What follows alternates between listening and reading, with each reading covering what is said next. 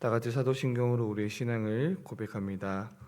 전능하사 천지를 만드신 하나님 아버지를 내가 믿사오며 그 외아들 우리 주 예수 그리스도를 믿사오니 이는 성령으로 잉태하사 동정녀 마리아에게 나시고 본디오 빌라도에게 고난을 받으사 십자가에 못 박혀 죽으시고 장사한 지 사흘 만에 죽은 자 가운데서 다시 살아나시며 하늘에 오르사 전능하신 하나님 우편에 앉아 계시다가 들으로서 산 자와 죽은 자를 심판하러 오시리라.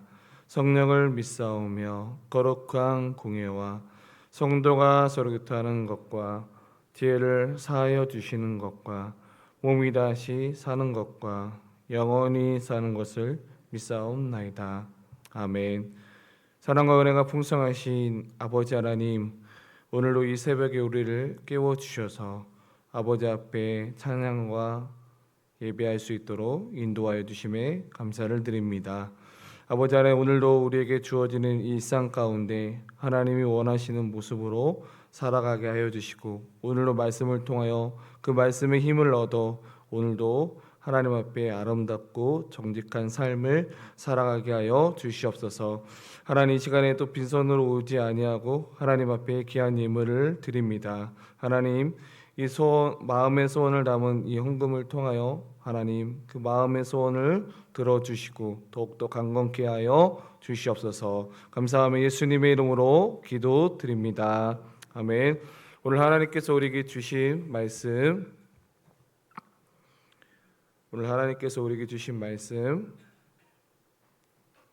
고린도전서 6장 1절에서 11절까지입니다.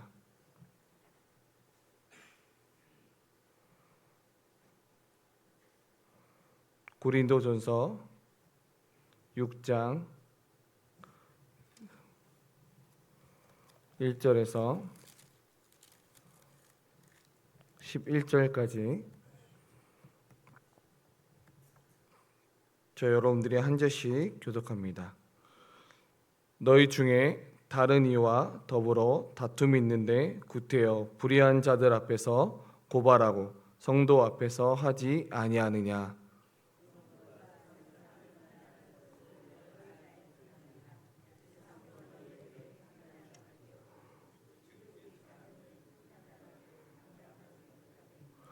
우리가 천사를 판단하는 것을 너희가 알지 못하느냐. 그러하거든 하물며 세상 일이랴.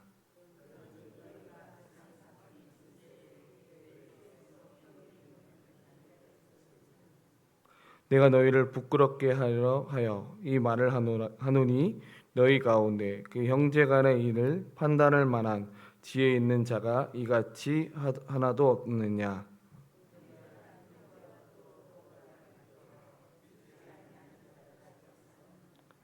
너희가 피차 고발함으로 너희 가운데 이미 뚜렷한 허물이 있나니 차라리 불의를 당하는 것이 낫지 아니하며 차라리 섞는 것이 낫지 아니하냐.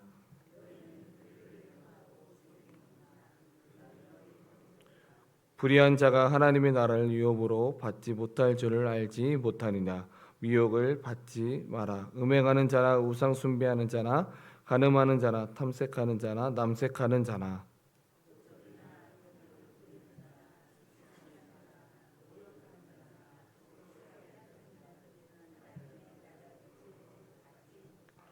너희 중에 이와 같은 자들이 있더니 주 예수 그리스도의 이름과 우리 하나님의 성령 안에서 씻음과 거룩함과 이롭다 하심을 받았느니라. 아멘. 네, 오늘 고린도전서 6장 1절에서 11절의 말씀을 가지고 차라리 손해가 났습니다. 손해가 났습니다라는 제목으로 함께 은혜를 나누고자 합니다. 오늘 우리가 읽은 이 본문 고린도전서 6장은 성도들 사이에서 생긴 다툼이 다루고 있습니다. 고린도 교회 안에 돈이나 권리 문제로 갈등이 생겼는데 진짜 문제는 그 갈등 자체가 아니라 성도들이 그 문제를 가지고 세상의 법정으로 갔다라는 사실입니다. 하나님을 믿는 사람들이 하나님 알지 못하는 그 사람들 앞에 가서 누가 맞고 틀렸는지를 판단해 달라라고 한 것입니다. 사도 바울은 이 행동을 보면서 매우 부끄럽게 여겼다라는 사실입니다. 이는 단순한 소속 문제가 아니라 교회가 세상 앞에서 그리고 복음의 영광을 잃어버리는 일이었기 때문입니다. 그렇다면 성도는 이 억울한 일을 당하거나 손해 볼 것 같은 이 세상에서 세상 사람들과 어떻게 다르게 살아야 하는지를 오늘 말씀을 가지고 세 가지로 함께 은혜를 나누고자 합니다. 첫 번째로는 우리는 성도의 신분을 기억하면서 살아가야 됩니다.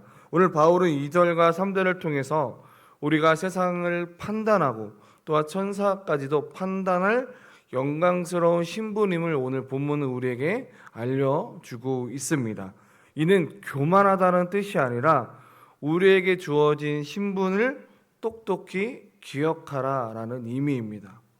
성도는 단지 교회에 다니는 사람이 아니라 예수 그리스도 안에서 우리는 새롭게 되어서 마지막 날의 영광과 하나님의 나라의 그 기준을 따라서 살아가는 저와 여러분들입니다. 그런데 이 고린도 교회는 이 신분을 잊어버리고 서로 화해하면서 풀어야 할 문제를 세상의 법정으로 가져갔다라는 이 부끄러운 일을 지금 고린도 교회가 하고 있다라는 거죠. 우리도 가정과 일터와 심지어 교회 안에서 때로는 갈등을 만나게 됩니다.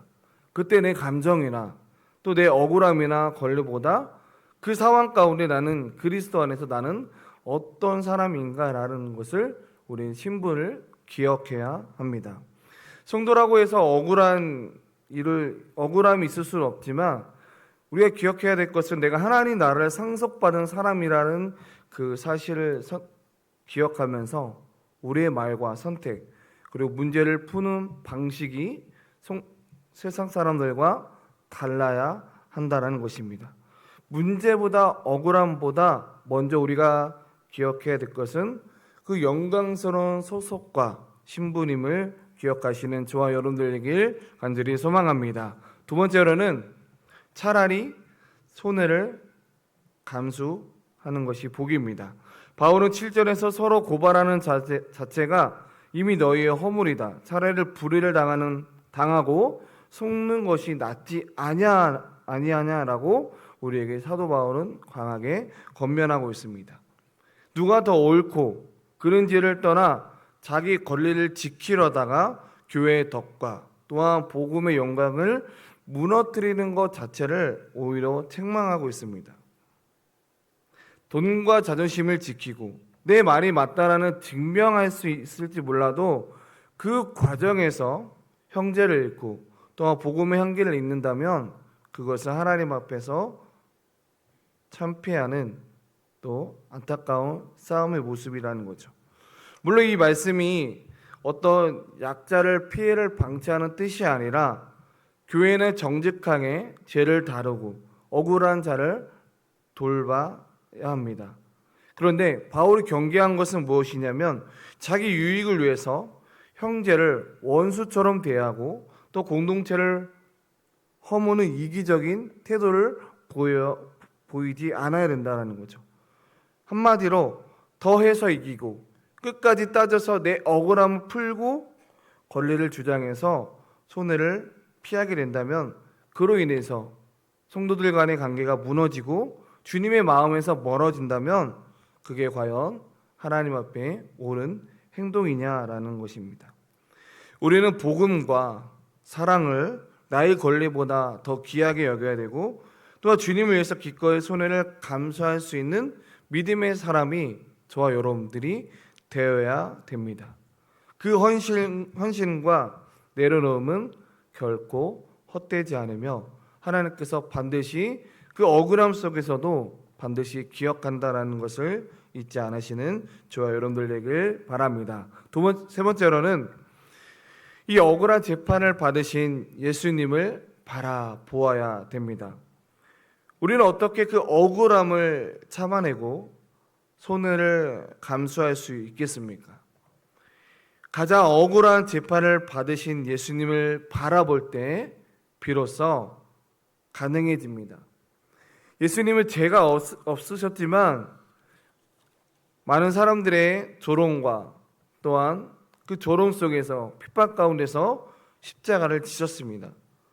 예수님은 힘이 없어서가 아니라 우리를 살리시기 위해서 그 억울함 가운데 그 모든 것들을 다 이겨내시고 기꺼이 자기의 생명을 또한 자기의 희생을 하셨던 예수님이십니다.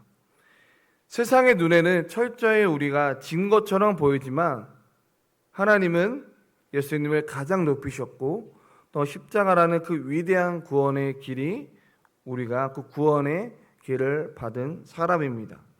11절에 이렇게 기록하고 있습니다. 너희 중에 이와 같은 자들이 있더니 씻음과 거룩함과 이뤘다 하심을 받았느니라 라고 선포하고 있습니다. 우리 역시 예전에는 내 유익을 지키려 남을 아프게 했던 자들이었습니다. 그러나 이제는 그리스도의 보혈과 성령으로 우리는 씻음을 받아서 거룩해져 가는 사람입니다. 우리가 남들과 인간관계 속에서 억울함을 참는 것은 남보다 착해서가 아니라 주님 우리의 모든 억울함을 아시고 영원한 하나님의 나라가 약속이 되었기 때문에 우리는 원망과 복수로 자신을 지키려 하지 말고 우리는 이 억울함 속에서 또한 갈등 속에서 우리 하나님께 모든 것을 맡기며 예수님께서 걸어가셨던 그 십자가의 길을 따라가는 저와 여러분들 되길 소망합니다. 말씀을 맺겠습니다. 오늘 본문은 갈등 앞에서 우리가 기억해야 할 세 가지를 오늘 가르쳐 주고 있습니다. 첫째는 하나님의 나라를 상속받은 우리의 영광스러운 신분을 기억하는 것이고 내 권리를 앞세워서 복음과 공동체를 잊지 않고 차라리 손해를 감수하는 게 복되도다. 세 번째로는 이 억울한 십자가의 길로 우리를 살리신 예수님을 굳게 바라보자라고 말씀을 나눴습니다. 오늘 하루를 우리가 살아가면서 누군가에 부딪히거나 억울한 말을 들을 때 즉각적으로 반응하지 않았으면 좋겠습니다. 나는 이미 하나님 앞에 씻음받은 하나님의 자녀이고 주님께서 나의 이 억울함과 나의 모든 것을 아신다라는 그 믿음으로 잠시 한 걸음을 멈추십시오. 내 권리를 주장하기 전에 먼저 기도하며 주님의 마음을 구하십시오.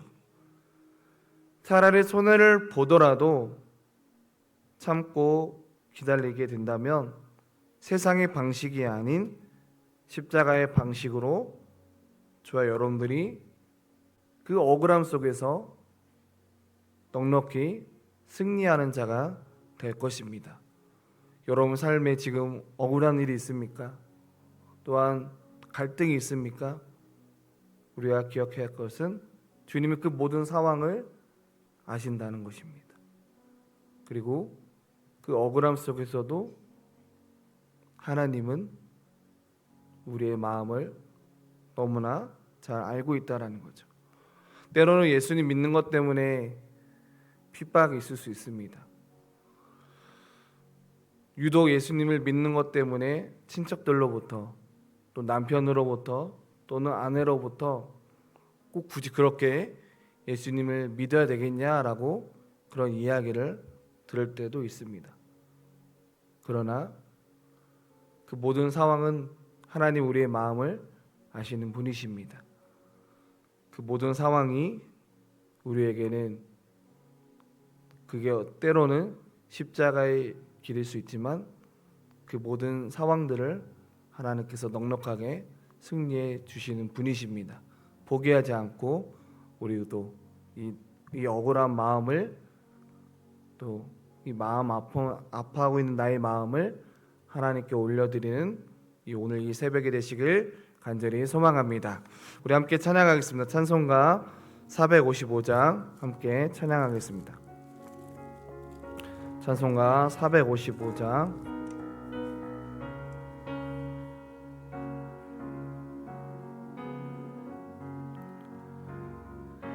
주님의 마음을 본받는 자, 그 마음의 평강이 찾아오면 험악한 세상을 이기니 하늘로부터 임함이로다. 주님의 마음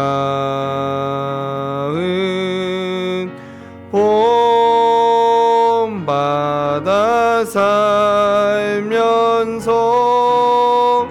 그 거룩하신 나도 이르리. 주 모습 내 눈에 안 보이며 그 음성 내 귀에 안 들려도 내 영혼 날마다 주를 만나 신령한 말씀 늘 배우도다. 주님의 마음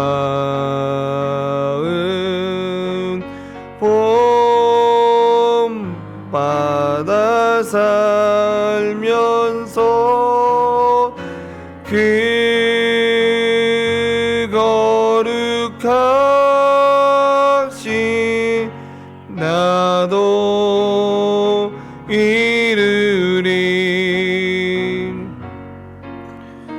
가는 길 거치고 험하여도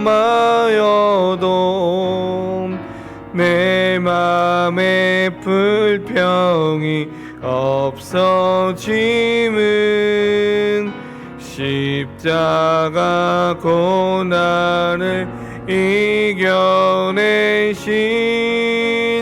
주님의 마음 본받. 주 예수 세상에 다시 오실 주 예수 세상에 다시 오실 그날의 묵성도 변화하여 주님의 빛나는 그 영상을 다 함께 보며 주 찬양하리.